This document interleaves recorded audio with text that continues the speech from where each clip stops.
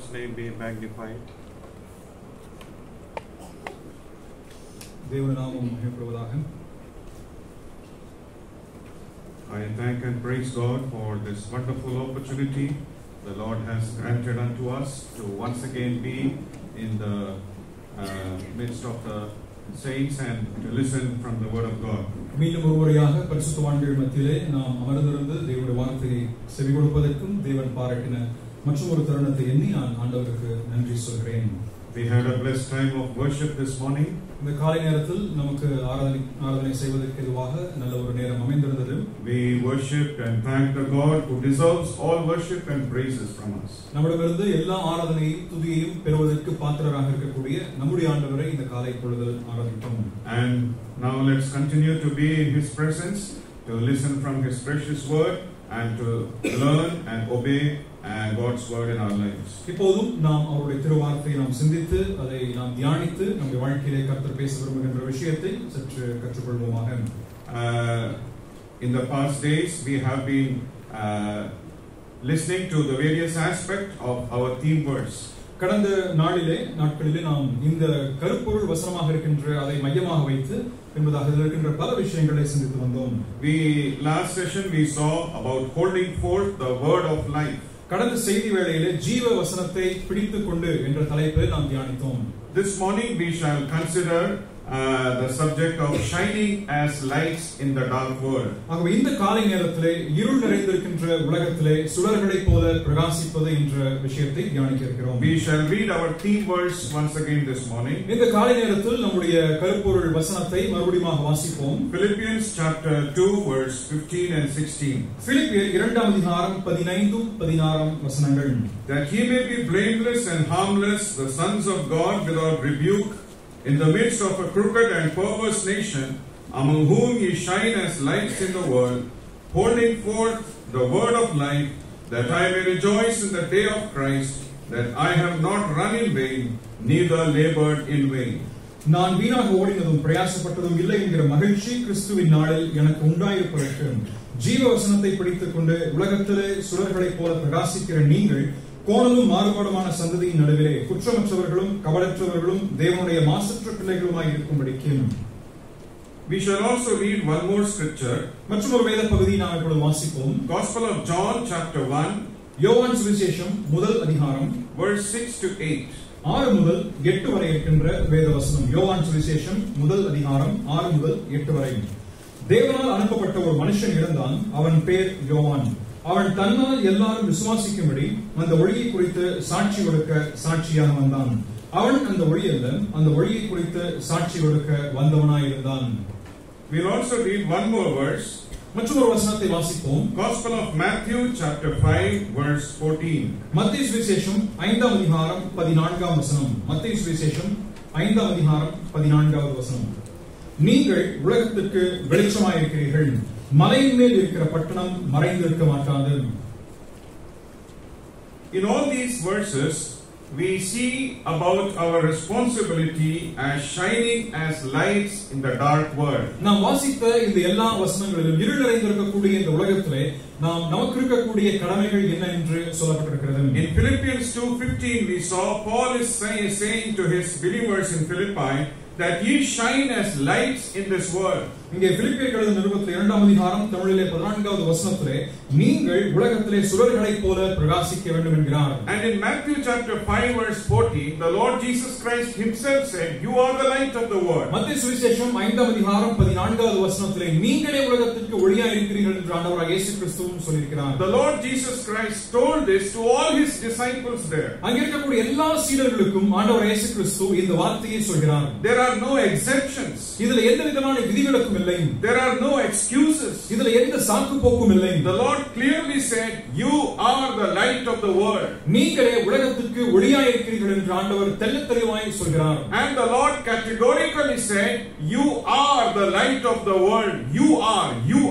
அப்பொழுது ஆண்டவர் அதை சொல்லும் நேரத்தில் அழுத்தம் திருத்தமாக நீங்கள் தான் அந்த ஒளியாய் இருக்கிறீர்கள் என்று சொல்லி குழுவினரை பகுத்து பிரித்து சொல்வதை பார்க்கிறோம். The Lord didn't say you should be the light of the world. நீங்கள் ஒளியாய் இருக்க வேண்டும் என்று அவர் சொல்லவில்லை. The Lord didn't say if possible be the light of the world. கூடுமானால் நீங்கள் உலகத்திற்கு ஒளியாய் இருங்கள் என்றும் அவர் சொல்லவில்லை. The Lord didn't say if you get time and convenience be the light of the world. உங்களுக்கு சௌகரியமும் நேரமும் கிடைக்குமானால் நீங்கள் உலகத்திலே ஒளியாய் இருங்கள் என்று அவர் சொல்லவில்லை. The Lord didn't say be the light here not there or there not here.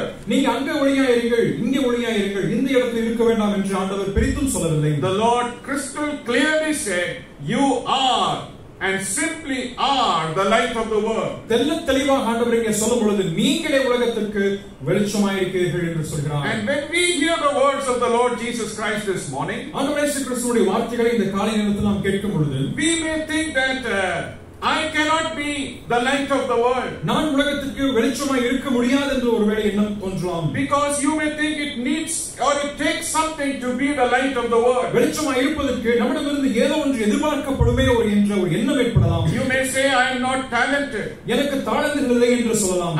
I cannot sing, I cannot play music. என்னால் பாட முடியாது, இசைக்கருவிகளை வாசிக்க முடியாது. I cannot preach or I cannot teach. என்னால் பிரசங்கிக்க முடியாது, என்னால் போதிக்க முடியாது. So I cannot be the light of the world. ஆகவே உலகத்திற்கு வெளிச்சமாய் என்னால் இருக்க முடியாது. Dear youths, I want to tell you this morning, God doesn't need all of that at all. அருமையான வாலிபர்களே, தேவனுக்கு இதெல்லாம் தேவையே இல்லை. God doesn't want your talents, He has it all.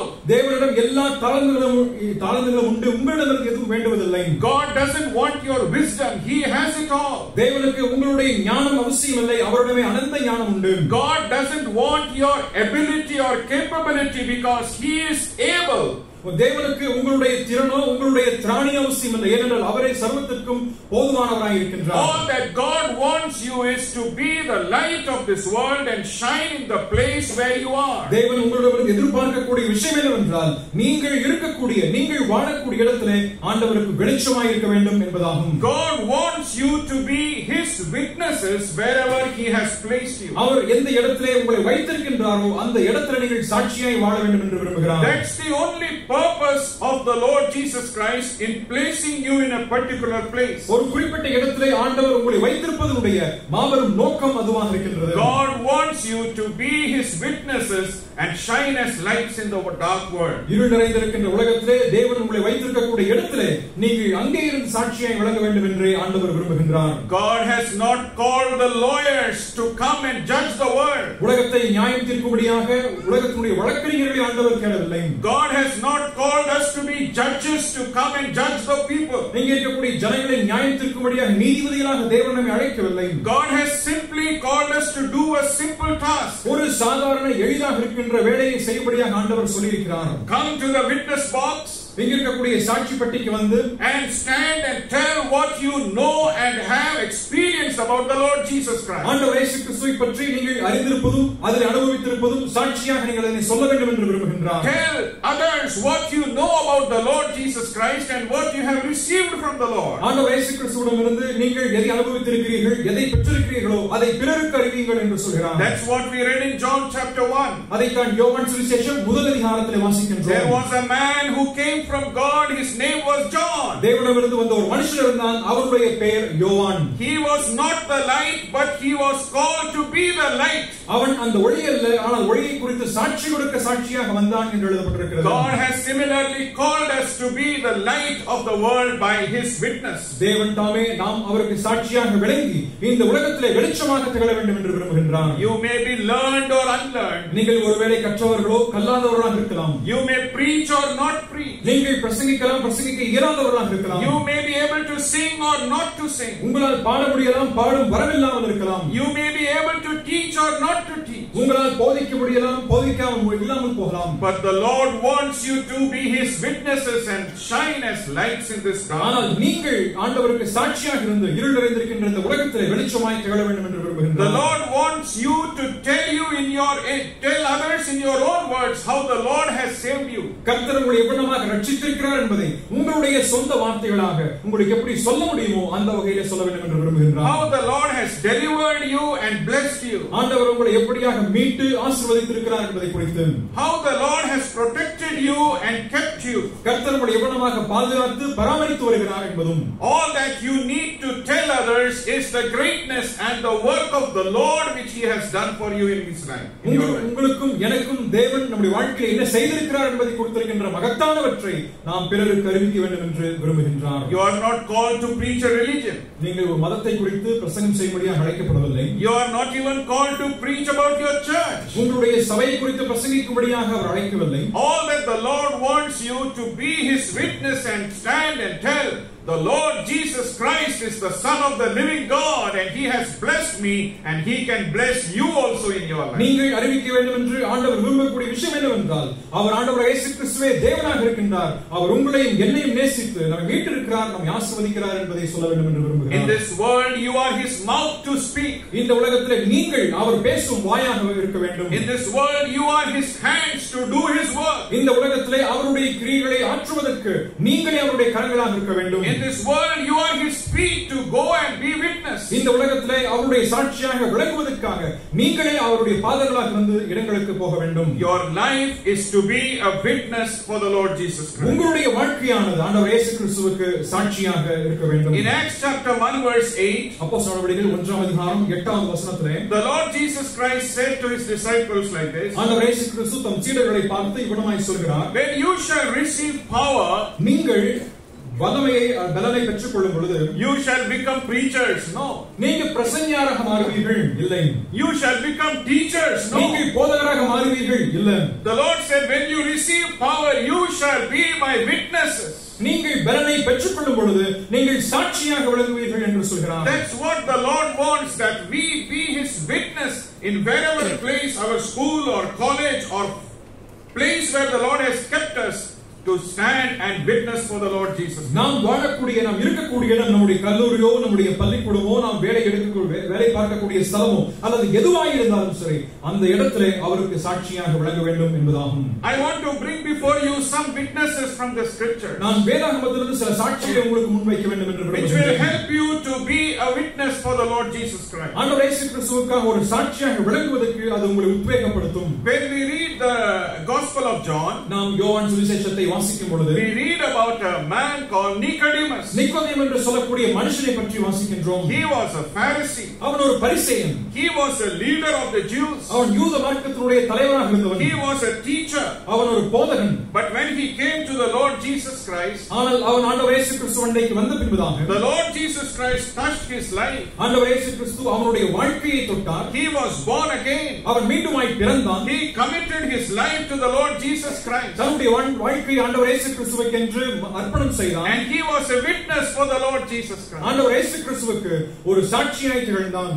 But when we read Gospel of John chapter 3, நாம் யோவான் சுவிசேஷம் 3ஆம் அதிகாரத்தை வாசிக்கும்போது we read about the conversation between Nicodemus and the Lord Jesus Christ. நிக்கோதேமுவுக்கும் ஆண்டவர் இயேசு கிறிஸ்துவுக்கும் இடையே இருக்கக்கூடிய சம்பாஷணை என்ன என்பதை குறித்து வாசிக்கின்றோம். After that we read about Nicodemus in John chapter 6. அதன் பின்பதாக யோவான் சுவிசேஷம் 6ஆம் அதிகாரத்தில் அதே நிக்கோதேமுவை நாம் வாசிக்கின்றோம். After that we don't read anything about Nicodemus. அதன் பின்பதாக நாம் அவரை பற்றி எங்கும் வாசிப்பதில்லை. Then how do we know that he was a witness? அவர் ஒரு சாட்சியாக விளங்கினார் என்பதை பற்றி எப்படி அறிந்து கொள்வது? Please read John chapter 19. யோவான் சுவிசேஷம் 19ஆம் அதிகாரத்தை வாசித்து பாருங்கள். Verse 39 and 40. 39 40. ஆரம்பத்திலே ஒரு ராத்திரியிலே இயேசுவினிடத்தில் வந்திருந்த நிக்கோதேமு என்பவன் வெள்ளை போளமும் கரிய போளமும் கலந்து ஏறக்குறைய 100 ராத்தல் கொண்டு வந்தான். அவர்கள் இயேசுவின் சரீரத்தை எடுத்து யூதர்கள் அடக்கம் பண்ணும் முறைமைப்படியே அதை சுகந்த வர்க்கங்களுடனே சீலைகளிலே சுற்றி கட்டினார்கள். Here we read about Nicodemus. இங்கே நிக்கோதேமுவை குறித்து நாம் வாசிக்கின்றோம். When you read verse 38, you also read about Joseph of Arimathea. 38வது வசனத்தை வாசிக்கும் பொழுது அரிமத்தியா ஊரானாகிய யோசேப்பு பற்றியும் நாம் வாசிக்கின்றோம். Both of them came and took the body of Jesus Christ. இருவரும் வந்து ஆண்டவர் இயேசு கிறிஸ்துவினுடைய சரீரத்தை எடுத்து போகிறார்கள். And when Nicodemus took the body of the Lord Jesus Christ, ஆண்டவர் இயேசு கிறிஸ்துவினுடைய சரீரத்தை நிக்கோதேமு பெற்றுக்கொண்ட பின்பதாக he was giving a big witness by his actions. தன்னுடைய செயல்களினாலே ஆண்டவருக்கு மிகப்பெரிய ஒரு சாட்சியை பகர்கிறான். I want the body of the Lord Jesus Christ. எனக்கு ஆண்டவர் இயேசு கிறிஸ்துவினுடைய சரீரம் வேண்டும். I am his disciple. நான் அவருடைய சீடன். I want to be his witness. நான் அவருடைய சாட்சியை விளங்க வேண்டும். And how did Nicodemus be a witness? நிக்கோதேமு எப்படி சாட்சியாக விளங்க முடியும்? Nicodemus, by his actions and his worship, he became a witness of the Lord Jesus. நிக்கோதேமு தன்னுடைய செயல்களினாலே தன்னுடைய ஆராதனையினாலே அவன் ஒரு சாட்சியாய் அவரிடத்தில் விளங்கினான். This morning we worship the Lord Jesus Christ. இந்த காலை நேரத்தில் நாம் நம்முடைய ஆண்டவரை ஆராதித்தோம். By breaking the bread and taking part of the cup. இந்த அப்பத்திலே நாம் பங்கு பெற்று அதேபோல ரசத்திலே நாம் பகிர்ந்து கொண்டோம். The Lord Jesus Christ himself said about the bread and the cup, do this in remembrance of me. ஆண்டவர் இயேசு கிறிஸ்து அப்பத்தையும் ரசத்தையும் குறித்து சொல்லும் பொழுது என்னை நினைவு கூறும்படி இதை செய்யுங்கள் என்று சொன்னார். So when we worship the Lord, we are his witnesses. நாம் ஆண்டவரை ஆராதிக்கும்போது நாமே அவருடைய சாட்சியாய் விளங்குகின்றோம். So you can be his witness by worshiping the Lord regularly and constantly. நீங்கள் தொடர்ந்து நிலையாக ஆண்டவரை ஆராதிக்கின்ற பொழுது நீங்கள் அவருக்கு சாட்சி பகர்கிறீர்கள் என்று அர்த்தமாகின்றது. But many times we don't worship the Lord. அநேக நேரத்தில் ஆண்டவரை ஆராதிப்பதில்லை. We find excuses to abstain from worship. ஆராதனையிலிருந்து விட்டு விலகி இருப்பதற்கு ஏதுவான காரணங்களை கண்டுபிடிக்கின்றோம். But if you want to shine as lights and be his witness, worship the Lord constantly. நீங்கள் வெளிச்சமாக இருந்து பிரகாசித்து சாட்சி பகர வேண்டும் என்று விரும்பினால் நீங்கள் தொடர்ந்து நிலையாக ஆண்டவரை ஆராதிங்கள். Then when we come to John's Gospel chapter 4, மறுபடியும் யோவான் சுவிசேஷம் 4ஆம் அதிகாரத்துக்கு நீங்கள் வரும்போது we read about the Samaritan woman. அங்கே ஒரு சமாரிய ஸ்திரீ பற்றி வாசிக்கின்றோம். She came to the well to take the water. தண்ணீர் மொண்டு கொள்ளும்படியாக கிணற்றண்டையில் அவள் வருகிறாள். Then if we want to ask her, what is your witness? உன்னுடைய சாட்சி என்ன என்று சொல்லி நீங்க கேட்டீங்கன்னா, she will say, oh, I found the Messiah. நான் மேசியாவை கண்டேன் என்று அவள் சொல்வாள். My life was miserable. என்னுடைய வாழ்க்கை பரிதவிக்கப்படத்தக்கதாக இருந்தது. I had made a mess of my life. என்னுடைய வாழ்க்கை முற்றுமாக நான் சீர்குலைந்து போய்விட்டேன். But one day when I came to fetch water, ஆனால் ஒரு நாளிலே நான் தண்ணீர் மொண்டு கொள்ள வரும் நேரத்தில் I found the Messiah. நான் மேசியாவை கண்டேன். And he said, who speaks to thee, I am he. என்ன உன்னோட பேசக்கூடிய அவரை நான் என்று அவர் சொன்னார். And then how did Samaritan woman be a witness? சமாரிய ஸ்திரீ எப்படியாக ஆண்டவருக்கு சாட்சியாக ஜீவித்தாள்? We read in verse 29 of chapter 4. 4ஆம் அதிகாரத்தின் 29வது வசனத்திலே இதை வாசிக்கின்றோம். 4:9 யோவான் 4:29 நான் செய்த எல்லாவற்றையும் ஒரு மனுஷன் எனக்கு சொன்னார், அவரை வந்து பாருங்கள், அவர் கிறிஸ்துதானோ என்றாள். By the words of her mouth she became a witness for the Lord Jesus. அவருடைய வாயின் வார்த்தைகளினாலே ஆண்டவர் இயேசு கிறிஸ்துவுக்கு சாட்சியாய் விளங்கினார். She went back to her village. அவள் மீண்டுமாய் திரும்ப தன் கிராமத்திற்கு சென்று, she went back to the place where she was staying. எங்கே தங்கி இருந்தாளோ அந்த இடத்துக்கு அவள் திரும்ப சென்று, she went back to the place and said, come and see, I have found the Messiah. நீங்கள் வந்து பாருங்கள், நான் மேசியாவை கண்டேன் என்று அவள் சொல்கிறாள். You can do the same to be a witness for the Lord Jesus. நீங்களும் கூட ஆண்டவர் இயேசு கிறிஸ்துவுக்கு இதே காரியங்களை செய்ய முடியும். After the Radiance camp, go back to your place. Radiance முகாம் முடிவடைந்த பின்பதாக நீங்கள் உங்களுடைய கிராமங்களுக்கு போங்கள். Share with your friends. உங்களுடைய நண்பர்களுக்கு அதை பகிர்ந்து கொள்ளுங்கள். Come and see. வந்து பார், I have found the Messiah. நான் மேசியாவை கண்டேன். I was blind, நான் குருடனாக இருந்தேன், but now I see. ஆனால் இப்பொழுதோ காண்கிறேன். I was lost in my sin, என்னுடைய பாவத்தில் நான் தொலைந்து போனவனாக but இருந்தேன். now I am forgiven and have eternal life. ஆனால் இப்பொழுதோ மன்னிக்கப்பட்டு நான் நித்திய ஜீவனை பெற்றுக் கொண்டிருக்கிறேன். I have found my Redeemer. என்னுடைய மீட்பரை நான் கண்டேன். You can find your Redeemer too. நீங்களும் கூட உங்களுடைய மீட்பரை கண்டுகொள்ள முடியும். By the words of our mouth we can be witness. நம்முடைய வாயின் வார்த்தைகளினாலே நாம் சாட்சியாய் ஜீவிக்க முடியும். By our act of worship we can be a witness. நம்முடைய ஆராதனை முறையின் மூலமாக நாம் ஆண்டவருக்கு சாட்சி பகர முடியும். Then when we come to Mark chapter 5, பின்பதாக மார்க்கு சுவிசேஷம் 5ஆம் அதிகாரத்திற்கு நீங்கள் வரும்போது we read about a man who was demon possessed. பிசாசு பிடித்திருந்த ஒரு மனுஷனை குறித்து நாம் அங்கே வாசிக்கின்றோம். If we were to ask him his testimony, அவருடைய சாட்சி நாம் கேட்போமானால் he would say something like this. அவன் இப்படி சொல்லுவான், I was a very happy man. நான் ஒரு சந்தோஷமான மனுஷனா இருந்தேன். I had a family. எனக்கு ஒரு குடும்பம் இருந்துச்சு. I was living in my family comfortably. என்னுடைய குடும்பத்திலே சௌகரியமாக நான் வாழ்ந்து வந்தேன். But then I got in touch with some bad friends. ஆனால் சில தவறான நண்பர்களுடைய பழக்கம் எனக்கு ஏற்பட்டது. I got into a bad company. நான் தவறான நட்பை நான் வைத்துக் கொண்டேன். They took me to some bad habits. அவர்கள் என்னை தவறான பழக்கங்களுக்கு நேராக என்னை கொண்டு போனார்கள். They took me to some bad places. சில தவறான இடங்களுக்கு என்னை கொண்டு போனார்கள். Lo and behold, demons came in my heart. ஐயோ, என்னுடைய வாழ்க்கையிலே பிசாசுகள் என்னை பிடித்துக் கொண்டது. Not one but many came and ruined my life. ஒன்றல்ல அநேக பிசாசுகளின் வாழ்க்கையிலே புகுந்து கொண்டு என்னுடைய வாழ்க்கையை சீரழித்தது. I got some extra strength and power in my body. என்னுடைய சரீரத்திலே அமானுஷ்யமாக இருக்கக்கூடிய பலத்தை நான் பெற்றுக் கொண்டேன். I could tear and destroy things around me. என்னை சுற்றும் இருக்கக்கூடியவற்றை நான் கிழித்து வீசி எறிவதற்கு ஏதுவான பலனை பெற்றேன். My family kicked me out of the family. என்னை என்னுடைய குடும்பத்தார் வீட்டை விட்டு துரத்தி விட்டார்கள். People caught me and took me to the graveyard and chained me with chains. ஜனங்கள் என்னை கட்டி பிடித்துக் கொண்டு சென்று என்னை கல்லறை தோட்டத்திலே அவர்கள் என்னை கட்டி வைத்தார்கள். And because of the power and the strength of these demons, I broke open the chain. இங்கே பிசாசுகளுடைய பலன் எனக்கு அதிகமாய் ஆதிக்கம் செலுத்துவது நிமித்தமாக அந்த சங்கிலியை நான் பிடித்துக் கொண்டு வந்தேன். I tore my clothes. என்னுடைய துணிகளை நான் கிழித்து வந்தேன். I started shouting and screaming. நான் அங்கிங்கமாக கத்தி அலறி கொண்டு வந்தேன். I didn't have peace in my life. என்னுடைய வாழ்க்கையிலே சமாதானம் என்பதில்லை. Then one day, பின் ஒரு நாளிலே, I don't know, I somehow cried when I was in my little senses. எனக்கு நான் உணர்வுள்ளவனாக இருந்தேனா இல்லையா என்று தெரியல, ஆனால் கத்தி அலறினேன். Somebody heard my voice across the lake. அங்கிருக்கக்கூடிய அந்த across the lake. அங்கிருக்கக்கூடிய குளத்துக்கு அப்புறமாக இருக்கக்கூடிய நேரத்தில் ஒரு மனுஷனின் சத்தத்தை கேட்டார். He was none other than the Lord Jesus Christ. அவர் வேறு யாரும் அல்ல, ஆண்டவர் இயேசு கிறிஸ்து. He crossed the lake and came just for me across the lake. அவர் அந்த குளத்தை அவர் கடந்து வந்தவராக என்னண்டே வந்து சேர்ந்தார். He talked to me. அவர் என்னிடத்தில் பேசினார். He said, what is your name? உன்னுடைய பெயர் என்ன என்று சொல்லி கேட்டார். The demons inside me said, Legion, because we are many. எனக்குள் இருந்த அந்த பிசாசுகள் லேகியோன் என்று சொன்னது ஏனென்றால் நாங்கள் அநேகராய் இருக்கிறோம் என்றது. The Lord Jesus Christ scolded the demons and said, come out of this man. ஆண்டவர் இயேசு கிறிஸ்து அந்த பிசாசுகளை கடிந்து கொண்டு இந்த மனுஷனை விட்டு வெளியே போய் என்று சொன்னார். And they all came out. அப்பொழுது அவை அனைத்தும் வெளியே போய்விட்டது. I was in my senses. நான் என் உணர்வுள்ளவனானேன். I started putting good dress and clothes. நான் நல்ல உடைகளை தரித்துக் கொண்டேன். But then I told Jesus Christ one thing. பின்பு நான் ஒரு விஷயத்தை ஆண்டவர் இயேசு கிறிஸ்துவுக்கு சொன்னேன். Verse 18 and 19. 5ஆம் அதிகாரம் Mark 5:18 and 19. 5ஆம் அதிகாரம் 18 and 18-19 வசனத்தை வாசிப்போம். அப்படியே அவர் படவில் ஏறுகிற பொழுது பிசாசு பிடித்திருந்தவன் அவருடைய கூட இருக்கும்படி தனக்கு உத்தரவு கொடுக்க அவரை வேண்டிக் கொண்டான். இயேசு அவனுக்கு உத்தரவு கொடாமல், நீ உன் இனத்தாரிடத்தில் உன் வீட்டிற்கு போய் கர்த்தர் உனக்கு இறங்கி உனக்கு செய்தவைகளை எல்லாம் அவர்களுக்கு அறிவி என்று சொன்னார். I came to the Lord Jesus Christ. நான் ஆண்டவர் இயேசு கிறிஸ்துவுக்கு வந்தேன். I said, Lord, I want to follow you. ஆண்டவரை நான் பின்பற்ற வேண்டும் என்று விரும்புகிறேன். I want to be with you. நான் உம்மோடு கூட இருக்க விரும்புகிறேன். You have saved me. நீர் என்னை ரட்சித்திருக்கிறீர். You have given me a big deliverance. எனக்கு மிகப்பெரிய ஒரு விடுதலை நீர் தந்திருக்கிறீர். You have blessed my life altogether. முழுவதுமாக என் வாழ்க்கையை ஆசீர்வதித்திருக்கிறீர். I want to be after you, follow you. உம்மை பின்பற்றி உம்முடைய பின்னணியாளராக நான் வர விரும்புகிறேன். What did the Lord Jesus Christ say? ஆண்டவர் இயேசு கிறிஸ்து என்ன சொன்னார்? No son, no.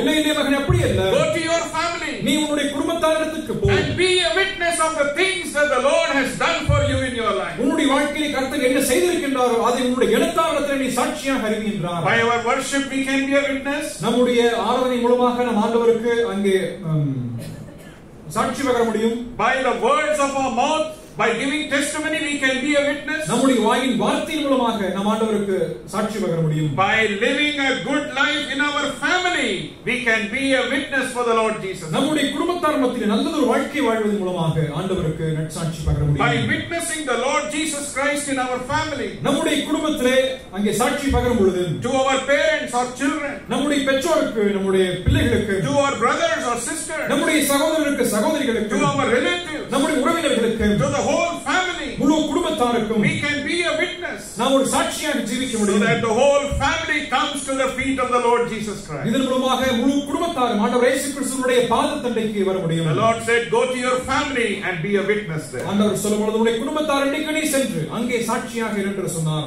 And then when we come to John's Gospel chapter 8, பின்பதாக யோவான் சுவிசேஷம் 8ஆம் அதிகாரத்துக்கு வரும்போது we read about the adulterous woman. அங்கே விபச்சாரத்திலே கையுமையுமாய் பிடிக்கப்பட்ட ஒரு பெண்ணை What she would say? அவள் என்ன சொல்வாள்? Oh, I was a wretched woman. நான் ஒரு பரிதவிக்கப்படத்தக்க பெண்ணாய் இருந்தேன். I sold my body. என் சரீரத்தை விற்று போட்டேன். And then when I was in the act with a man one day, ஒரு நாளிலே நான் ஒரு ஆணோட அவலட்சணமாய் இருக்கும் பொழுது people caught me. ஜனங்கள் என்னை பிடித்தார்கள். They left the man. அங்கே அந்த மனுஷனை விட்டு விட்டார்கள். They caught me. அவர்கள் என்னை பிடித்துக் கொண்டார்கள். As is the usual custom. இது ஒரு பாரம்பரிய வழக்கமாய் இருந்த காரணத்தினாலே And they brought me to the Lord Jesus Christ. அவர்கள் ஆண்டவர் இயேசு கிறிஸ்துவண்டைக்கு கொண்டு வந்தார்கள். While bringing me, they pushed me and kicked me. அவர்கள் என்னை கொண்டு வரும் நேரத்தில் என்னை தள்ளி உதைத்தார்கள். They abused me and told bad words to me. என் மேல் தவறான வார்த்தைகளையும் வசை சொல்லையும் பேசினார்கள். While bringing me to the Lord Jesus Christ, they all picked big stones in their hands to stone me to death. என்னை மரணத்திற்கென்று போட்டு கொல்லும்படியாக அவர்களை பெரிய கற்கள் எடுத்துக்கொண்டு ஆண்டவர் இயேசு கிறிஸ்துவண்டைக்கு அவர்கள் வந்து சேர்ந்தார்கள். But little did I know about the person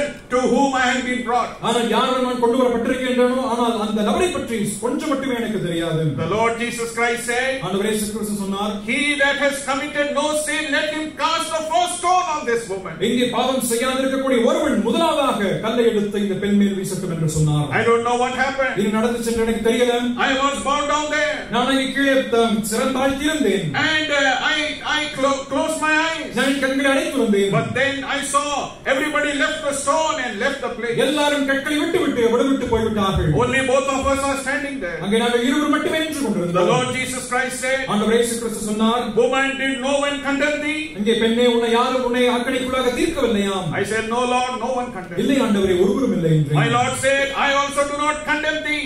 Go and sin no more. என் ஆண்டவர் சொன்னார், நீயும் போ, உன்னை நான் ஆக்கினைக்குள்ளாக தீர்ப்பதில்லை, நீ போய் இனி பாவம் செய்யாதே. John chapter 8 verse 11 and 12. யோவான் சுவிசேஷம் 8ஆம் அதிகாரம் 11-12வது வசனம். அதற்கு அவள், இல்லை ஆண்டவரே என்றாள். இயேசு அவளை நோக்கி, நானும் உன்னை ஆக்கினைக்குள்ளாக தீர்க்கிறதில்லை, நீ போ, இனி பாவம் செய்யாதே என்றார். மறுபடியும் இயேசு ஜனங்களை நோக்கி, நான் உலகத்திற்கு ஒளியாக இருக்கிறேன். Jesus Christ said, I am the light of the world. நான் உலகத்திற்கு ஒளியாக இருக்கிறேன் என்றார். You go and sin no more. நீ இனி பாவம் செய்யாதே. Be my witness through the life through the holy life which you will be leading. நீ வாழக்கூடிய பரிசுத்தமான வாழ்க்கை மூலமாய் நீ இங்கே சாட்சியாக ஜீவி என்றார். When you follow the light of the world, you will be in the light. நீங்கள் உலகத்தினுடைய வெளிச்சத்தை நீங்கள் பின்பற்றி செல்லும் நேரத்தில் நீங்கள் வெளிச்சமாய் இருப்பீர்கள். When you will follow the Lord Jesus Christ, you will be his witness. ஆண்டவர் இயேசு கிறிஸ்துவை நீங்கள் பின்பற்றி செல்லும் நேரத்தில் அவருடைய சாட்சியாக நீங்கள் ஜீவிப்பீர்கள். You can be his witness by your very life. உங்களுடைய வாழ்க்கையின் மூலமாகவே நீங்கள் அவருக்கான சாட்சியாக ஜீவிப்பீர்கள். When others see your life, மற்றவர்கள் உங்களுடைய வாழ்க்கையை பார்க்கும்போது they will see a change in your life. ஒரு மாற்றத்தை உங்களுடைய வாழ்க்கையிலே காண்பார்கள். They will see a difference in your life. உங்களுடைய வாழ்க்கையில் ஒரு வித்தியாசத்தை காண்பார்கள். They will say, he doesn't speak what we are speaking. நாங்கள் பேசுகிறதை அவன் பேசுவதில்லை. He doesn't hear what we are hearing. நாங்கள் எதை செவி கொடுக்கின்றோமோ அதை அவன் கேட்பதில்லை. He doesn't see what we are seeing. நாங்கள் எதை பார்க்கின்றோமோ அதை அவன் பார்ப்பதில்லை. He doesn't go to places where we go. நாங்கள் எந்த இடங்களுக்கு செல்கின்றோமோ அவன் அந்த இடங்களுக்கு செல்வதில்லை. Lo and behold, he is a different boy or a different girl.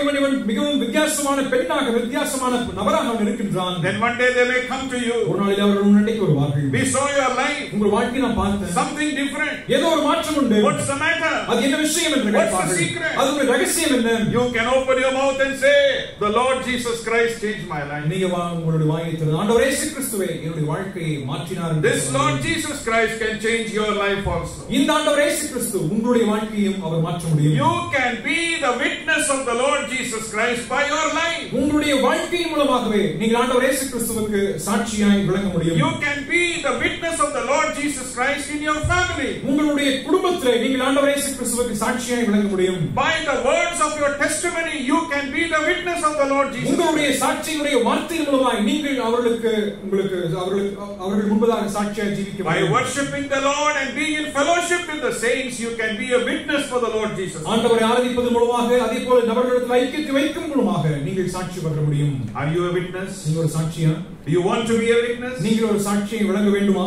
May the Lord grant you grace that you may be a shining light as a witness for the Lord Jesus Christ. ஆண்டவர் இயேசு கிறிஸ்துவுக்கு ஒளிர்ந்து பிரகாசிக்கக்கூடிய சாட்சிகளாய் விளங்குவதற்கு தேவன் தாமே உங்களுக்கு உதவி புரிவாராக. I want to conclude by giving you two examples from the scripture. வேதத்திலிருந்து இரண்டு எடுத்துக்காட்டுகளை சொல்லி என் செய்தி நிறைவு செய்ய விரும்புகிறேன். One is from the Old Testament, another is from the New Testament. ஒன்று பழைய ஏற்பாட்டிலிருந்து, மற்றொன்று புதிய ஏற்பாட்டிலிருந்து. One we can title as the light. ஒன்று நாம் வெளிச்சம் என்றதற்கு தலையங்கம் வைக்கலாம். Other we can say as the night. மற்றொன்று இரவு என்றதற்கு பெயரிடலாம். That is what the Lord's word teaches us. அதைத்தான் அவருடைய வார்த்தை நமக்கு கற்றுத் தருகின்றது. As believers we can be either the light or the night. விசுவாசிகளாக நாம் ஒன்று வெளிச்சமாக இருக்கலாம் அல்லது இருளாக இருக்கலாம். If you are not the light of the world or light as a witness, you are the night for the world. நீங்கள் உலகத்திற்கு வெளிச்சமாக சாட்சியாக இல்லை என்று சொன்னால் இதே உலகத்திற்கு நீங்கள் இருளாக இருப்பீர்கள். We will consider the life of Joseph from the Old Testament. பழைய ஏற்பாட்டிலே யோசேப்புடைய வாழ்க்கையை நாம் சற்று சிந்தித்து பார்ப்போம். He is a true witness for the Lord Jesus. ஆண்டவர் இயேசு கிறிஸ்துவுக்கு உண்மையான ஒரு சாட்சியாய் ஜீவித்தான். He was the light in his time. அவன் தன்னுடைய நாட்கள் காலங்களிலே அவன் ஒரு வெளிச்சமாய் இருந்தான். When we read Genesis chapter 39, யாதியாகமம் 39ஆம் அதிகாரத்தை வாசிக்கும்போது, when we read first few verses, around 14 or 15 verses, முதல் சில வசனம் துவங்கி நாம் வாசித்து 14 15ஆம் வசனம் எல்லாம் வாசிக்கும்போது, we read about the light as witness which Joseph portrayed in his life. யோசேப்பு தன்னுடைய வாழ்க்கையிலே இருந்த வெளிச்சத்தை எவ்வளவாய் பிரதிபலித்து காண்பித்தான் என்பதை குறித்து சொல்கிறார். He is in the house of his master master. அவன் தன்னுடைய எஜமானுடைய வீட்டிலே இருந்தான். And the master's wife was asking him to come and commit sin with her. இங்கே எஜமானுடைய மனைவி அவனை அழைத்து என்னுடைய கூட வந்து நீ பாவம் செய் என்று சொல்கிறாள். But Joseph said, ஆனால் யோசேப்பு சொன்னான், how can I do this thing in the sight of the living God? ஆனால் ஜீவனுள்ள தேவனுடைய பார்வைக்கு முன்புதான் எப்படி நான் இதை செய்ய முடியும் என்று கேட்டான். Joseph led his life as a light in the presence of God. தேவனுடைய பிரசன்னத்தின் மத்தியிலே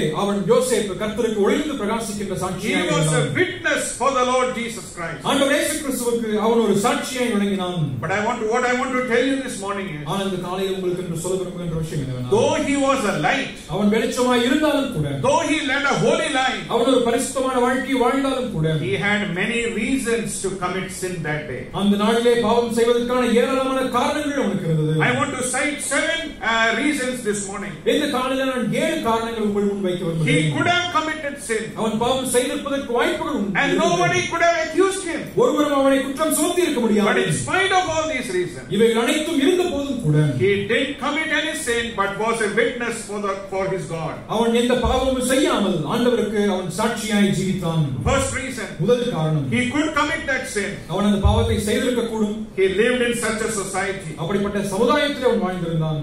We live in what society? நாம் எப்படிப்பட்ட சமுதாயத்தில் வாழ்கிறோம்? One man, one woman. That's the family. ஒரு ஆண் ஒரு பெண், அதான் குடும்பம். If one man and one woman stay together, do we say, oh, look at that, they're staying together? No, that's the society. One man, one woman, they come and form the family. ஒரு ஆண் ஒரு பெண் இருவரும் சேர்ந்து அவர்கள் குடும்பமாக வாழும்போது பாருங்க எப்படி சேர்ந்து வாழ்கிறார்கள் என்று சொல்லுவோம். அப்படி அல்ல, அதுதான் நம்முடைய சமுதாயமாக இருக்கிறது. But in that society, one man, many women, that was the society. ஆனால் அந்த நாட்களுடைய காலகட்ட சமுதாயத்திலே ஒரு ஆண் அநேக பெண்களோடு சேர்ந்து வாழ்வதற்கான. So if Joseph would have committed this sin, nobody would have accused him. யோசேப்பு இந்த பாவத்தை செய்திருப்பானால் ஒருவரும் அவனை குற்றம் சுமத்தி இருக்க முடியாது. Because he lived in such a society. ஏனென்றால் அப்படிப்பட்ட ஒரு சமுதாயத்திலே தான் அவன் வாழ்கிறான். Second reason, இரண்டாம் காரணம், his boss's wife was asking him. அவனுடைய எஜமானுடைய மனைவி இதனை கேட்கிறார்கள்.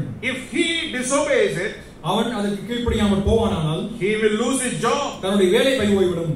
But then he thought, அவன் நினைச்சு பார்த்தான், more than my job, my character is important. என்னுடைய வேலையை காட்டிலும் என்னுடைய குணாதிசயம் மிக முக்கியமானது என்று நினைத்தான். Maybe also have that mentality of Joseph. அப்படிப்பட்ட யோசேப்புடைய மனோபாவம் நமக்கும் இருக்கட்டும். Many times we compromise with our character. அநேக நேரத்தில் நம்முடைய குணாதிசயத்தோடு கூட நாம் சமரசம் செய்து போகிறோம். For the sake of our job, நம்முடைய வேலைக்காக, for the sake of our studies, நம்முடைய படிப்புக்காக. But maybe be like Joseph. ஒருவேளை நாம் யோசேப்பை போல இருக்க வேண்டும். If my job is gone, but my character I will not lose it. என்னுடைய வேலை போனால் போகட்டும், ஆனால் என்னுடைய குணாதிசயத்தை நான் இழந்து போக மாட்டேன். Third reason, மூன்றாவது காரணம், his boss was not at home. அவனுடைய எஜமான வீட்டில் இல்ல. Only 2 of them were there. இரண்டு பேர் தான் வீட்டில் இருக்கிறார்கள். If he would have committed this sin, அவன் அந்த பாவத்தை செய்திருப்பானால் nobody would have come to know under the sun. ஒருவர் சூரியனுக்கு கீழே ஒருவருக்கும் அந்த பாவம் தெரிந்திருக்காது. But he didn't do that sin. ஆனால் அவன் அந்த பாவத்தை செய்யல. Number 4, நான்காவதாக, Joseph would have thought, யோசேப்பு நினைச்சிருக்கான், I am young and handsome. நான் இளைஞனாக சௌந்தரியவனாக இருக்கின்றேன். What if I do this sin? இந்த பாவத்தை செய்தால் என்ன தப்பு? I have normal emotions. எனக்கும் இயல்பான உணர்வுகள் உண்டு. And I can do it. There's no problem. நானும் அதை தப்பு செஞ்சிருக்கலாம். அதில் என்ன தப்பு இருக்கு? That's what everybody thinks. அதைத்தான் எல்லாரும் நினைக்கிறார்கள். That's what everybody does. அதைத்தான் எல்லாரும் செய்கிறார்கள். But he was not the one who goes with the tide. ஆனால் அவனோ அந்த அலையோடு கூட சேர்ந்து அடித்துக் கொண்டு போகிறவன் அல்ல. He was the one who flew against the tide. ஆனால் அலைக்கும் எதிராக நின்று போரிடக்கூடிய ஒருவனாக இருந்தான். Reason number 5. ஐந்தாம் காரணம், his father had more than one wife. அவனுடைய அப்பாவுக்கு ஒன்றுக்கு மேற்பட்ட மனைவிகள் இருந்தார்கள். His father could not accuse him if Joseph had done this sin. ஒருவேளை யோசேப்பு இந்த பாவத்தை செய்திருப்பானால் அவனுடைய தகப்பன் கூட அவனை குற்றம் சுமத்த முடியாது. Reason number 6. ஆறாவது காரணம், he was alone in Egypt. அவன் எகிப்திலே தனியா இருந்தான். No brothers, sisters. இந்த சகோதரன் சகோதரி இல்ல. No parents. பெற்றோர்கள் இல்லை. No relatives. உறவினர்கள் இல்லை. No friends. நண்பர்கள் இல்லை. Nobody at all. வேறு யாருமே இல்லை. All alone. எல்லாம் தனிமையாக இருக்கின்றான். Yet இருந்தபோதும் he did not commit that sin. அவன் இந்த பாவத்தை செய்யவில்லை. Finally, இறுதியாக, he didn't have a fat Bible like yours or mine. உங்களும் என்னுடைய போல இருக்கிற பெரிய வேதாகமம் அவனிடத்தில் இல்ல. All that he had was the knowledge of the Holy God. அவனுக்கு இருந்தது எல்லாமே பரிசுத்தராக இருக்கக்கூடிய தேவனுடைய அறிவு மட்டுமே இருந்தது. Yet he did not commit that sin. இருந்தபோதும் அவன் அந்த பாவத்தை செய்யவில்லை. Dear youth, let's examine our lives. அருமையான வாலிபர்களே, நம்முடைய வாழ்க்கை நாம் ஆராய்ந்து பார்ப்போமே. Are we like Joseph, shining as lights and being the witness of the Lord Jesus Christ in the place where the Lord has kept. நாம் யோசேப்பை போல நாம் தேவன் நம்ம வைத்திருக்கக்கூடிய இடத்துல ஒளிர்ந்து பிரகாசிக்கின்ற விளக்காக நாம் இருக்கின்றோமா? You may have to pay the cost. ஒருவேளை அதற்கு விலை கிரயத்தை நீங்கள் செலுத்தியாக வேண்டும். But then the Lord will bless you for that cost. ஆனால் அந்த விலை கிரயத்திற்காக தேவன் உங்களை நிச்சயம் ஆசீர்வதிப்பார். Because the Lord wants you to be His shining witness in the place God has kept you. ஏனென்றால் தேவன் உங்களை வைத்திருக்கக்கூடிய இடத்திலே நீங்கள் ஒளிர்ந்து பிரகாசிக்கக்கூடிய சாட்சியாய் விளங்க வேண்டும் என்று விரும்புகிறார். From light, let's come to night. நாம் வெளிச்சத்திலிருந்து இப்ப இருளுக்கு வருவோம். What's the night in the name? Night அப்படிங்கிறதுடைய பெயர் என்ன? இரவனுடைய பெயர் என்ன? Judas. Judas. You know what's the name, meaning of the name Judas? யூதாஸ் என்ற பெயரினுடைய அர்த்தம் என்ன தெரியுமா? Judas means praise. ஜூடாஸ் யூதாஸ் என்று சொன்னால் praise, துதி என்பதான் அர்த்தம். Parents of Judas Iscariot must have kept that name with a good intention. நல்ல ஒரு காரணம் எண்ணத்தோட கூட தான் யூதாஸ் காரியத்துடைய பெற்றோர்கள் அந்த பெயரை அவனுக்கு வைத்திருப்பார்கள். But he was not true to his name. அவனுடைய பெயருக்கு ஏற்றவனாய் அவன் வாழவில்லை. There are many youths like that today. இன்றைக்கும் அதுபோல் अनेक வாலிபர்கள் இருக்கிறார்கள். They are called believers. அவர்கள் விசுவாசிகள் என்று அழைக்கப்படுகிறார்கள். But they live like unbelievers. ஆனால் அவிசுவாசிகளைப் போல ஜீவிக்கிறார்கள். Judas. யூதாஸ். Praise. இங்கே துதி.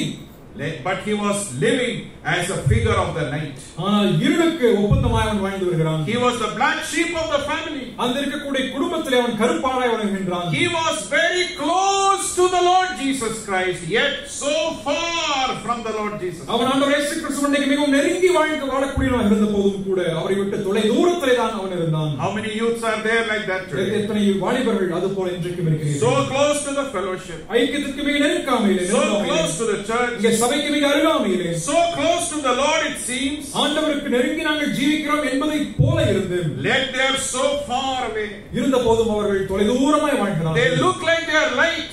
தாங்கள் வெளிச்சமாக இருக்கிறோம் என்று நினைக்கிறார்கள். But by their deeds they are the figure of night. ஆனால் தங்களுடைய செயலின் மூலமாக இருளினுடைய ஒப்பாக இருக்கிறோம் என்பதை காண்பிக்கிறார்கள். What do we learn from the life of Judas? யூதாஸ் காரியத்துடைய வாழ்க்கையிலிருந்து என்ன கற்றுக்கொள்கிறோம்? He was one of the 12. அவன் 12 ஒருவனாக இருந்தவன்.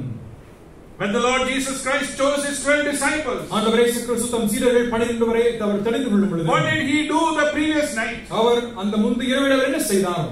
He prayed the whole night. அவர் அந்த முழு இரவும் அவர் ஜெபித்தார். And then he chose the 12. பின்பு 12 பேரை தெரிந்து கொண்டார். To be with him. தன்னோடு கூட ஜீவிக்கும்படியாக. And that they may go and be his witnesses. என்பதாக அவர்கள் சென்று தனக்கு சாட்சியை வாழும்படியாக. He was one of the 12 disciples of the Lord Jesus Christ. ஆண்டவர் இயேசு கிறிஸ்துவுடைய 12 சீடர்களிலே ஒருவனாக அவன் விளங்கினான். Yet he was far away and not a witness. இருந்தபோதும் அவன் தொலைதூரமாக இருந்தவன் சாட்சியாக ஜீவிக்கவில்லை. Not only he was one of the 12. அவன் 12 ஒருவன் என்பது மட்டுமல்ல. Where was he sitting? அவன் எங்கே அமர்ந்திருந்தான்? In John chapter 13. யோவான் சுவிசேஷம் 13ஆம் அதிகாரம். During the last supper. அங்கே ராப்போஜனத்து கடைசி ராப்போஜனத்து. What did the Lord say? ஆண்டவர் என்ன சொன்னார்? Disciples said, "Who is it, Lord? Is it me? Is it me?" ஆண்டவரே யார் ஆண்டவரே இது நானோ என்று கேட்கிறார்கள். What did the Lord say? ஆண்டவர் என்ன சொன்னார்? After I dip the bread and give to the first person, it is he. இந்த அப்பத்தை இந்த துணிக்கை நான் தோய்த்து யாரிடத்தில் நான் கொடுப்பேனோ அவன்தான் அந்த நபர் என்றார். And whom did he give? யாருக்கு கொடுத்தாரு? He gave to Judas Iscariot. அவர் யூதாஸ் காரியத்துக்கு கொடுத்தார். Did he skip Peter and give? பேதுருவை தவிர்த்து அவர் கொடுத்தாரா? Did he skip John and give? யோவானை தவிர்த்து விட்டு கொடுத்தாரா? No. இல்ல. He was sitting next to the Lord Jesus Christ. அவன் ஆண்டவர் இயேசு கிறிஸ்துவுக்கு நெருங்கி அருகில் அமர்ந்து கொண்டிருந்தார். There are many who are sitting next to the Lord Jesus Christ. அநேகரும் ஆண்டவர் இயேசு கிறிஸ்துவுக்கு அருகாமையிலே நெருங்கி உட்கார்ந்து கொண்டிருக்கிறார்கள். Many sitting on the first row, second row on the stage. அங்கே இருக்கக்கூடிய மேடைக்கு அருகாமையிலே மிக முதலாவது வரிசையிலே இரண்டாவது வரிசையிலே அநேகர் அமர்ந்திருக்கிறார்கள். Many singing, many preaching, many teaching. அநேகர் பிரசங்கிக்கிறார்கள், அநேகர் பாடல் பாடுகிறார்கள், அநேகர் போதிக்கிறார்கள். Many so near yet so far away from the Lord Jesus. அநேகர் மிகவும் அருகாமையிலே இருந்து கொண்டு இன்னும் அதிக தொலைவிலே அவர்கள் வாழ்ந்து கொண்டிருக்கிறார்கள். He was one of the 12. அவர்கள் 12 ஒருவன். He was sitting just next to the Lord Jesus Christ. ஆண்டவர் இயேசு கிறிஸ்துவுக்கு மிக அருகாமையிலே இருக்கிறான். One more thing. மற்றொரு காரியம். He was one with the bank. அவன் எப்பவுமே பணப்பை வச்சிருக்கிறான், வங்கி கணக்கு வச்சிருக்கிறான். He was the treasurer of the committee. அவன் தான் அந்த குழுவினர்ல அவன் தான் He was the one with the bag, the money bag. எப்பொழுதுமே பணப்பையை கையோடு வைத்திருக்கின்றவன். Why was that? அது ஏன்? If you study the lives of disciples, சீஷருடைய வாழ்க்கையை நீங்கள் கற்றுக்கொள்ளும் பொழுது, out of the 12, 11 disciples were from Galilee. அங்கே 12 பேர்கள் இருக்கின்ற 11 பேரும் அவர்கள் கலிலேயா நகரத்தை சேர்ந்தவர்கள். Galileans didn't have a good report. இங்கே கலிலேயருக்கு நல்ல ஒரு நற்சாட்சி என்பதில்லை. They were not trustworthy. அவர்கள் நம்பிக்கை தன்மை உள்ளவர்கள் அல்ல. Remember, one small girl looked at Peter and said, "You are also from Galilee. Your words seems like that." ஒரு சிறு பெண் பேதுருவை உற்று பார்த்து, நீயும் கலிலேயனோ உன்னுடைய பேச்சு காட்டிக் கொடுக்கிறது என்று சொன்னாள். 11 disciples were from Galilee. 11 சீஷர்களும் கலிலேயாவை சார்ந்தவர்கள். Only one from Judea. ஒரே ஒருவன் மட்டும் யூதேயாவை சார்ந்தவன். What is his name? அவருடைய பெயர் என்ன? Judas. Judas. Not that there were any other experienced people with the money. அங்கே பணத்திலே நல்ல திறமையாக இருந்து அதனை கையாளக்கூடிய அநேகர் அங்கே இல்லை என்று சொல்ல முடியாது. What was Matthew? அங்கே மத்தேயு பொறுத்தமட்டில் என்ன? He was a disciple. அவன் ஒரு சீஷன். But he was a tax collector. அவன் வரி வசூலிப்பவன். He knows counting and giving. அவன் எண்ணி கொடுப்பதும் அதன் பின்பதாக அதை பகிர்ந்து கொடுப்பதும் நன்றாய் தெரியும். He knows to keep the money properly. சரியான விதத்திலே பணத்தை வைத்திருப்பதை அறிந்திருப்பவன். Yet the Lord didn't give the money back to Matthew, but he gave it to Judas. ஆனால் இருந்த போதும் அந்த பணப்பையை கர்த்தர் மத்தேயுவிடத்திலே கொடுக்காமல் யூதாஸ் காரியத்திலே கொடுத்து வைத்திருந்தார். He was so close to the light, but still he was a figure of the night. அங்கே வெளிச்சத்துக்கு மிக அருகாமையில் இருந்த போதும் கூட அவன் இருளுக்கு ஒப்பாகவே விளங்கினான்.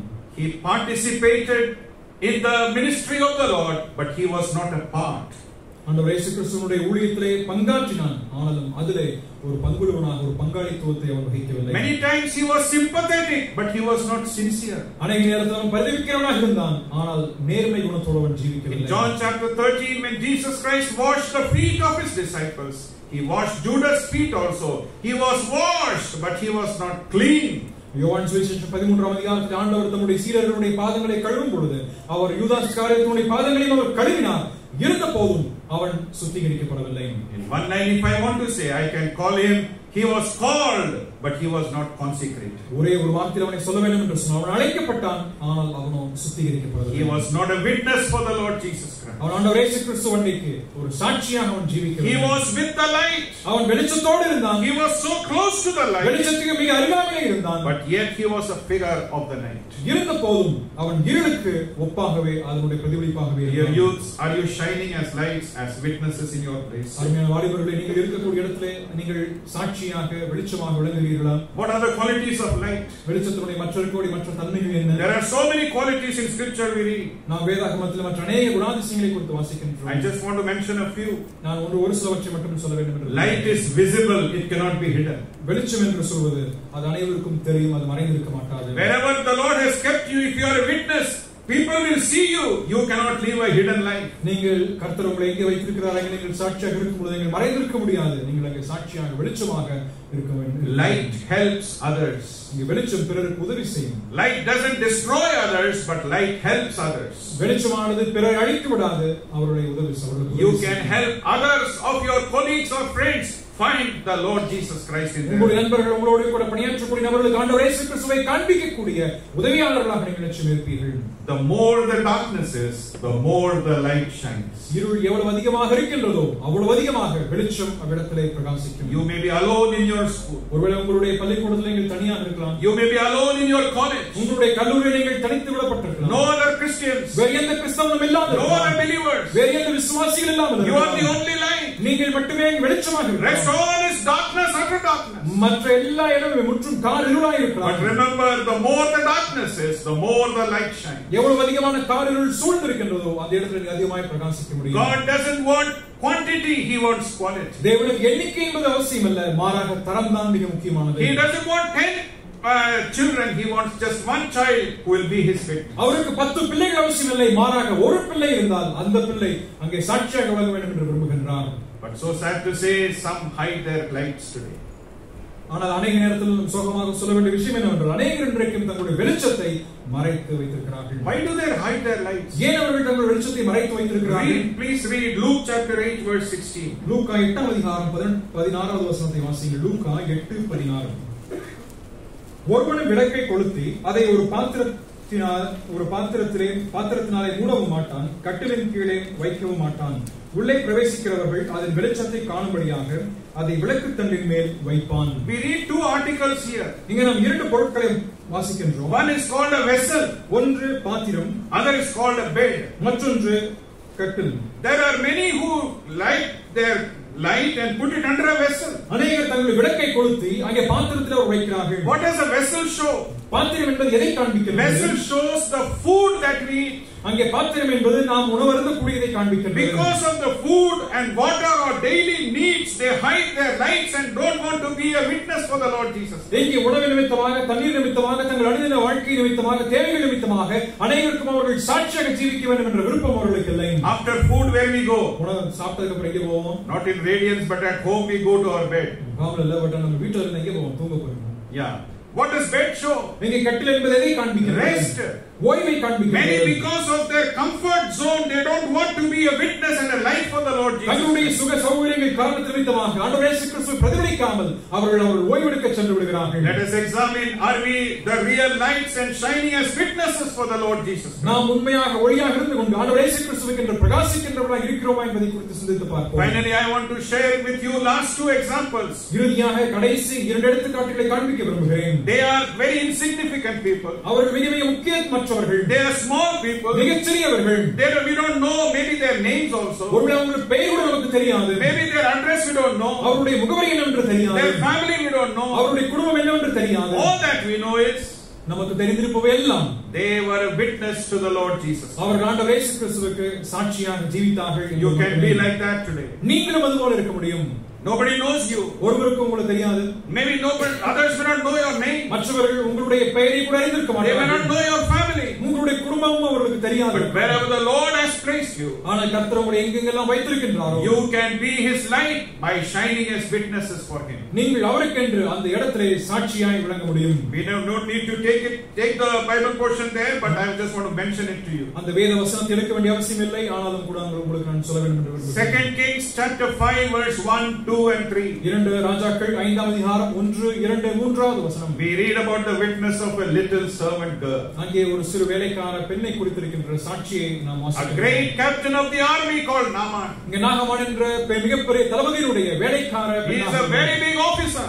இங்கே மிகப்பெரிய ஒரு சேவகனாக இருந்தவர். He is a very big army man. மிகப்பெரிய ஒரு தளபதியாக இருந்தவர். But he had a problem. ஆனால் அவனுக்கு ஒரு பிரச்சனை இருந்தது. He was a leper. அவன் ஒரு குஷ்டரோகி. And when this little girl saw, அவன் அதை அந்த சிறு பெண் கண்ட பொழுது she didn't know what to do. அவளுக்கு என்ன செய்வது என்று தெரியவில்லை. She went to her mistress. தன்னுடைய எஜமானியின் இடத்தில் அவன் செல்கிறான். And she said, there is a man of God. If my master goes there, he can be healed of his leper. இதோ அங்கே ஒரு தேவ மனுஷன் இருக்கின்றார். அவர் அங்கே செல்வாரானால் அவருடைய குஷ்டரோகமானது சுத்தமாகும் என்றார். What's her name? அவருடைய பெயர் என்ன? We don't know. நமக்கு தெரியாது. What's the name of her place? அவள் வந்திருந்து எங்கிருந்து வருகிறாள்? இடம் என்ன? We don't know. நமக்கு தெரியாது. What's her family? அவளுடைய குடும்பம் யார்? We don't know. நமக்கு தெரியாது. All that we know is நமக்கு தெரிந்திருப்பவை எல்லாம் the golden words of this little girl is recorded in the scriptures for us, that today we, though insignificant, though small, we can be the shining witness of the Lord Jesus Christ wherever the Lord has placed us. ஒரு சிறிய பெண்ணாக அறிமுகமாக இருக்கக்கூடிய ஒரு சிறு பெண்ணாக இருந்த போதும் கூட ஆண்டவருக்கென்று பிரகாசிக்கின்ற விளக்காய் திகழ்ந்த ஒரு பெண்மணியாக இன்றைக்கும் நாம் காண்கிறோம். Then when we read John chapter 1 verse 40 and 41, யோவான் சுவிசேஷம் 1ஆம் அதிகாரம் 40 41வது வசனத்தை நாம் வாசிக்கும் பொழுது we read about a man called Andrew. நாம் அந்திரேயா என்ற ஒரு மனுஷனை குறித்து வாசிக்கிறோம். Who is Andrew? அந்திரேயா என்பவன் யார்? He is a brother of Peter. அவன் பேதுருவுடைய சகோதரன். Who is Peter? பேதுரு என்பவன் யார்? Oh, he is the great disciple of the Lord Jesus Christ. ஆண்டவர் இயேசு கிறிஸ்துவுக்கு மிகப்பெரிய சாட்சியை வழங்கினவர். Though he was a fisherman, அவன் ஒரு மீனவனாக இருந்தபோது, yet on the day of Pentecost, இருந்தபோதும் அந்த பெந்தெகோஸ்து நாளிலே, in the first message 3000 people gave their life to the Lord Jesus. முதல் செய்தியிலே 3000 பேர் ஆண்டவர் இயேசு கிறிஸ்துவுக்கு தங்களுடைய வாழ்க்கையை அர்ப்பணித்தார்கள். Peter was a great man of God. பேதுரு மிகப்பெரிய ஒரு தேவ மனுஷன். He even wrote 2 epistles in the scripture. வேதாகமத்தில் 2 நிருபங்களை அவர் எழுதி இருக்கிறார். But who brought Peter to the Lord Jesus Christ? ஆனால் பேதுருவை ஆண்டவர் இயேசு கிறிஸ்துவுக்கு அழைத்துக் கொண்டு வந்தவர் யார்? Andrew said, come and see the Messiah. அந்திரேயா அவனை பார்த்து மேசியாவை வந்து பார் என்று சொன்னான். Come and see. நீ வந்து பார். Andrew became a witness of the Lord Jesus Christ. அந்திரே ஆண்டவர் இயேசு கிறிஸ்துவுக்கு ஒரு சாட்சியாய் விளங்கினான். Because Andrew was a witness, Peter came to know the Lord Jesus. அந்திரே ஆண்டவர் இயேசு கிறிஸ்துவுக்கு சாட்சியாய் விளங்கின காரணத்தினாலே அங்கே பேதுரு மிகப்பெரிய ஒரு சாட்சியாய் ஜீவித்தான். Today if you are a witness for the Lord Jesus Christ, இன்றைக்கு நீங்கள் ஆண்டவர் இயேசு கிறிஸ்துவுக்கு சாட்சியாக இருப்பீர்கள். you can bring some Peter to the Lord Jesus Christ. நீங்களும் கூட ஒரு சில பேதுருக்களை ஆண்டவர் இயேசு கிறிஸ்துவுக்கு கொண்டு If you are a witness to the Lord Jesus Christ, நீங்கள் ஆண்டவர் இயேசு கிறிஸ்துவுக்கு நீங்கள் சாட்சியாய் ஜீவிப்பீர்கள். you can bring great people like Naaman to the Lord Jesus. நீங்கள் நாகமானை போன்றிருக்கக்கூடிய மிகப்பெரிய மனிதர்களை ஆண்டவர் அன்றைக்கு கொண்டு வந்து சேர்க்க முடியும். God doesn't want any of our talents or ability. தேவனுக்கு நம்முடைய தாளந்துகளும் நம்முடைய திறமைகளும் அவசியம் இல்லை. All that God wants is தேவனுக்கு தேவைப்படுவது எல்லாமே we may be His witnesses. நாம் அவருடைய சாட்சியாய் We may shine as lights in the dark world. நாம் இருள் நிறைந்திருக்கக்கூடிய உலகத்திலே நாம் வெளிச்சமாய் பிரகாசிக்க வேண்டும். By our life, நம்முடைய வாழ்க்கையின் மூலமாக, by our witness, நம்முடைய சாட்சியின் மூலமாக, by our worship, நம்முடைய ஆராதனை மூலமாக, by our fellowship, நம்முடைய ஐக்கியத்தின் மூலமாக, by our testimony, நம்முடைய சாட்சியின் மூலமாக, by the feeble words of our mouth, நம்முடைய அற்பமான நம்முடைய வாயின் வார்த்தைகள் மூலமாக, all that we can do, let us be His witness. நம்முடைய நம்ம என்றதெல்லாமே அவருக்கு சாட்சியாய் ஜீவிப்பதே. So that someday the Lord may give a witness about you and say, as He said about John, there was a man or a woman sent from God. His name or her name was you, and he was the light of the world. யோவானை குறித்து ஆண்டவர் சொல்லுகின்ற அதே சாட்சி போல இதோ தேவன் அனுப்பப்பட்ட ஒரு மனுஷன், ஒரு மனுஷி, ஒரு ஆண், ஒரு பெண் இருந்தால் அவருடைய பெயர் என்பது உங்களுடைய பெயராக இருக்கட்டும் என்று May we be His witnesses and His lights in the days to come. அவருடைய சாட்சியாகவும் அவருடைய ஜீவமாகவும் ஜீவிப்பதற்கு தேவன் தாங்கள் வரக்கூடிய நாட்களிலே நமக்கு உதவி புரிவார். May God's name be glorified. தேவநாமமே மகிமைப்படுவதாக. ஆமென்.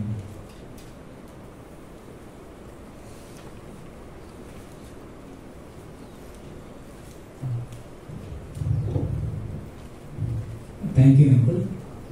இப்போ பார்த்தீங்கன்னா நம்ம அடுத்த ஈவெண்ட்டுக்கு நம்ம போக போகிறோம். குரூப் டிஸ்கஷன் இருக்குது நமக்கு. இப்போது டைம் பார்த்தீங்கன்னா 10 ஆச்சு. கரெக்டாக பார்த்தீங்கன்னா நம்ம 11:30க்கு நம்ம டீக்கு போயிடுவோம். ஓகேங்களா? போயிட்டு மறுபடியும் நம்ம இங்கே சாங்குக்காக வருவோம். ஓகேங்களா? 11:30க்கு நம்ம சாங்குக்காக நம்ம மேலே போடுவோம். சரிங்களா? இப்போ நீங்கள் குரூப் டிஸ்கஷனுக்காக ஃபர்ஸ்ட் கேர்ள்ஸ் எல்லாருமே இங்கே இருந்துக்கோங்க, பாய்ஸ் எல்லாருமே கீழே போய்க்கோங்க. ஒரு சின்ன கரெக்ஷன், 11:30 இல்லை 11 o'clock முடிச்சுட்டு வந்துடலாம். 1 hour சாலிடாக குரூப் டிஸ்கஷனுக்கு. இதில் கேஸ் ஸ்டடி கிடையாது, குரூப் டிஸ்கஷன் மட்டும்தான். இன்னைக்கு கேட்ட செய்திகளை பற்றி நீங்கள் டிஸ்கஸ் பண்ணலாம், இல்லை பர்சனலாக அவங்களோட டிஸ்கஸ் பண்ணலாம். ஸோ 1 hour சாலிடாக 11 மணிக்கு.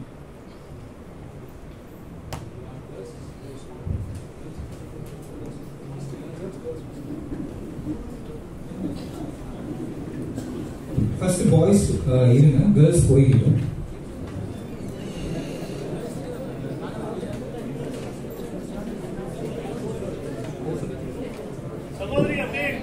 பாய்ஸ் இங்கே இருங்க, கேர்ள்ஸ் போகட்டும்.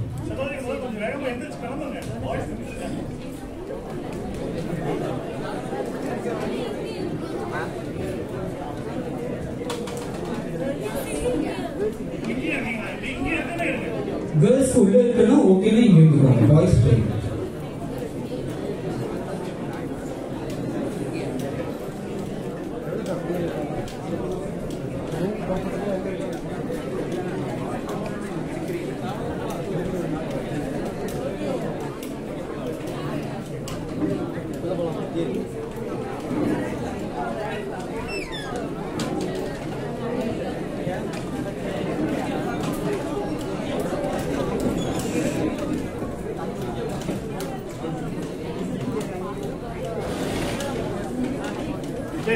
குரூப் டிஸ்கஷன் முடிச்சுட்டு எல்லாரும் டீக்கு போயிடலாம். கொஞ்சம் எல்லாம் கவனிங்க. குரூப் டிஸ்கஷன் முடிச்சுட்டு எல்லாரும் டீக்கு போயிருங்க. 11:15 நம்ம கேதர் ஆகலாம். 11 o'clock குரூப் டிஸ்கஷன் முடிச்சுட்டு 15 minutes டீ பிரேக். 11:15 நம்ம கேதர் ஆகலாம்.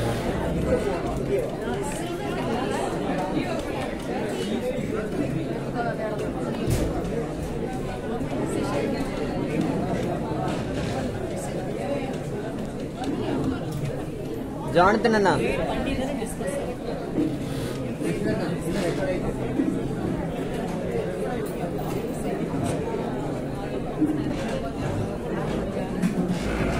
ஆஃப் பண்ணிடவா?